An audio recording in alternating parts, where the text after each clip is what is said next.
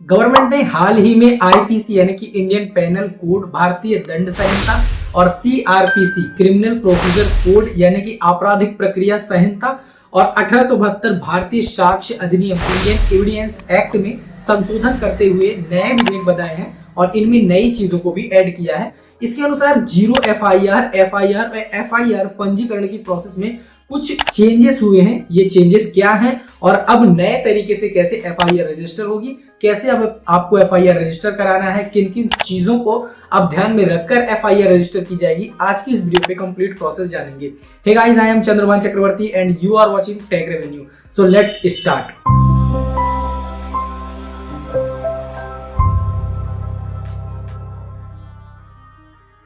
सबसे पहले ये देखते हैं कि नाम बदलकर किन चीजों का क्या किया गया है और उनका पहले नाम क्या था और अब नाम क्या है। देखिए, आईपीसी यानी कि इंडियन पेनल कोड, जिसे हिंदी में भारतीय दंड संहिता भी कहा जाता है, इसका नाम बदलकर भारतीय न्याय संहिता किया गया है, भारतीय न्याय संहिता 2023। इसके बाद सीआरपीसी यानी कि क्रिमिनल प्रोसीजर कोड, जो कि आपराधिक प्रक्रिया संहिता के नाम से जानी जाती थी, अब उसे भारतीय नागरिक सुरक्षा संहिता के नाम से जाना जाएगा। इसके बाद तीसरा 1872 भारतीय साक्ष्य अधिनियम जो है, उसे अब भारतीय साक्ष्य संहिता के नाम से जाना जाएगा।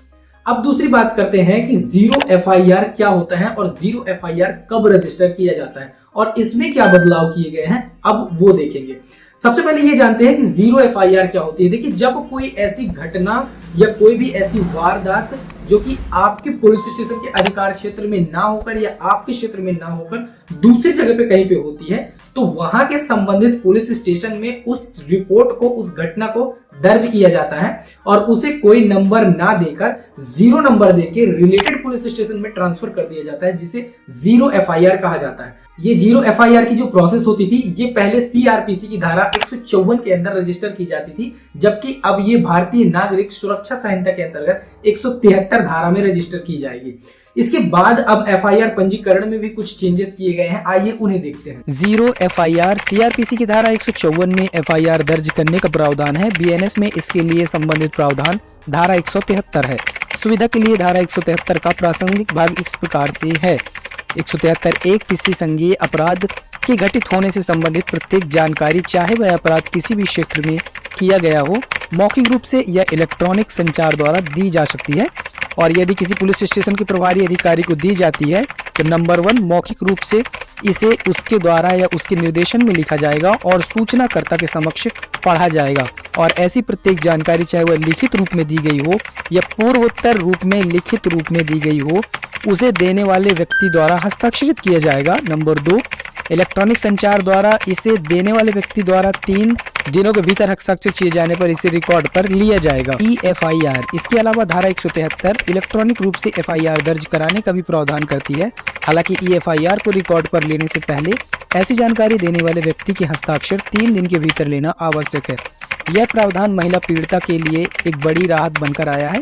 इससे उन्हें वह केवल संदेहशील मामलों में पंजीकरण में तेजी लाने में मदद करेगी, बल्कि उन्हें अपनी एफआईआर दर्ज करते समय अपने अनुभव को भी दोहराने में मदद मिलेगी। यह संबंध में यह ध्यान दिया जा सकता है कि गृह मामलों की संसदीय स्थायी समिति ने विधेयक की अपनी समीक्षा रिपोर्ट में एफआईआर के ऑनलाइन पंजीकरण की अनुमति देने के सकारात्मक प्रभाव को स्वीकार किया है। हालांकि समिति ने यह राय भी दी है कि ऑनलाइन इलेक्ट्रॉनिक पंजीकरण को केवल राज्य द्वारा निर्दिष्ट मामलों में अनुमति दी जानी चाहिए। यदि इसे अनियमित छोड़ा गया तो यह पुलिस के लिए तकनीकी और तार्किक रूप से चुनौतीपूर्ण होगा। दर्ज की गई एफआईआर को ट्रैक करना और प्रबंधित करना भी मुश्किल होगा। तो दोस्तों, ये थे भारतीय साक्ष्य अधिनियम, भारतीय नागरिक सुरक्षा संहिता और भारतीय न्याय संहिता में एफआईआर पंजीकरण करने के कुछ रूल्स और कुछ लॉ जो कि अभी नए ऐड किए गए हैं। आई होप आपको ये वीडियो पसंद आया होगा। अगर आपको ये वीडियो पसंद आया हो तो लाइक कर दें, दोस्तों के साथ शेयर कर दें, चैनल पे नए हैं तो सब्सक्राइब करें। अगर आपके मन में कोई डाउट है तो कमेंट सेक्शन में पूछिए। मिलते हैं नेक्स्ट वीडियो में, तब तक के लिए जय हिंद।